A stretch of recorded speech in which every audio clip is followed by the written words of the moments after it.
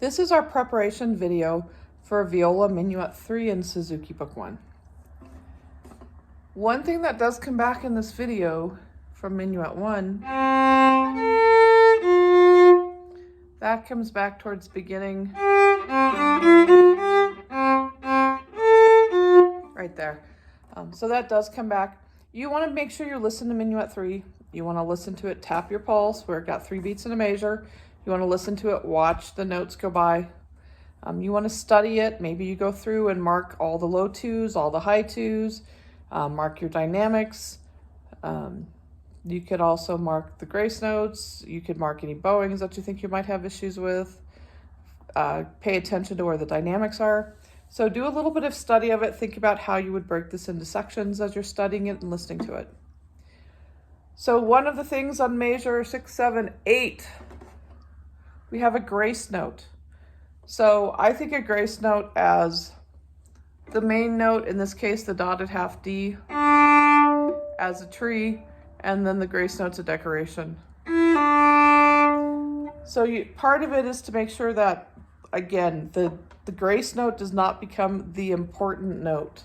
The grace note's the decoration, the flourish, the exciting part, and we want to make sure that it doesn't sound like, but that it's.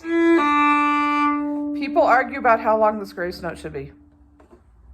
Some people like it fast. When I took my Suzuki training, we said do it at like an 8th note. So basically you just roll it into it. There's all kinds of different grace notes. There's whole books with different ornaments of them that you can do from the Baroque period.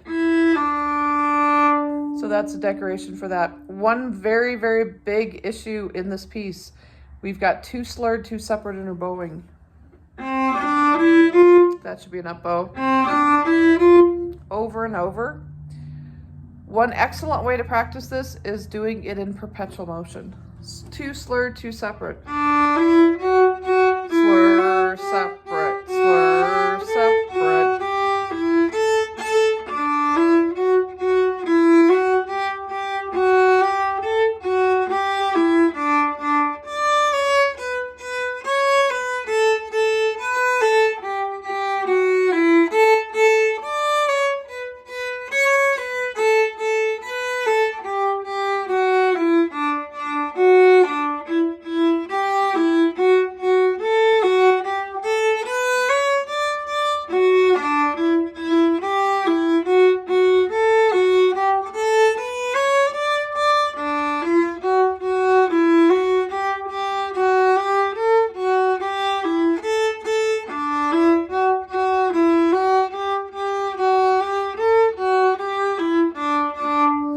I sped up the A section.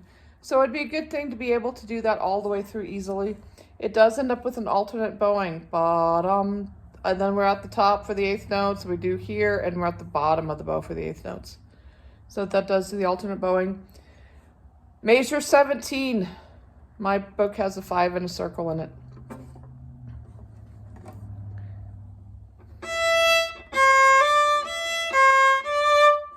You need to pop that 3. So we've got to be strong on that 4th finger. Make sure you've got excellent hand balance. Make sure you've got your 4th finger can really be there for it. And just really sync. You may have to experiment with the bow and the string for how to get a good sound on that. Low 2, so it's a big reach back.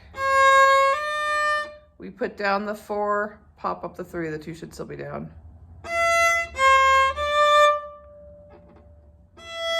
Slur the 2, 3. 4 goes down, 3 pops. Practice that with the stop till you get that part of it. Measure 21. And this also applies for measure 29. They're essentially the same thing, but on different strings. We've got a crescendo. We're going to use bow length to crescendo. More bow, more bow, more bow.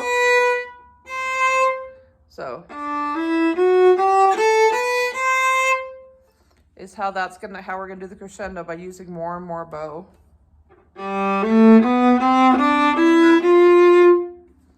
Same idea on that part. There's a bow lift at the end of measure 24.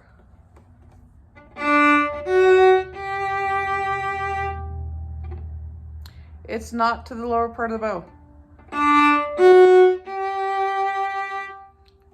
We just kind of reset the bow. Now we're going to be at the tip because it's piano.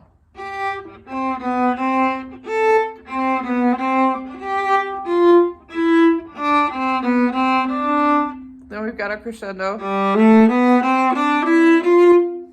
But the big thing is resetting that to the tip.